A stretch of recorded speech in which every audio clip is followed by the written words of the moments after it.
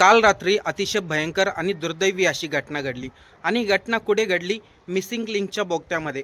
हा तोच missing link जो तंत्रज्ञान आणि टेक्नॉलॉजीचा वापर करून तयार करण्यात आलाय. त्याचं झालं असं की मालवाहू टेम्पो आणि ब्लॅक फॉर्च्युनर यांची जोरदार धडक झाली. माल वाहतूक करणारा आयशर टेम्पो पुढे चालला होता.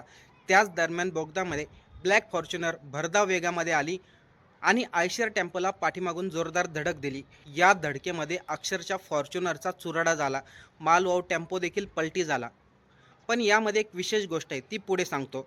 त्या ब्लॅक फॉर्च्युनरमध्ये टोटल 5 जण होते. ते सर्व पिंपरी चिंचवडचे होते. त्यामध्ये 37 वर्षीय तुषार भोमकर या तरुणाचा जागीच मृत्यू झाला.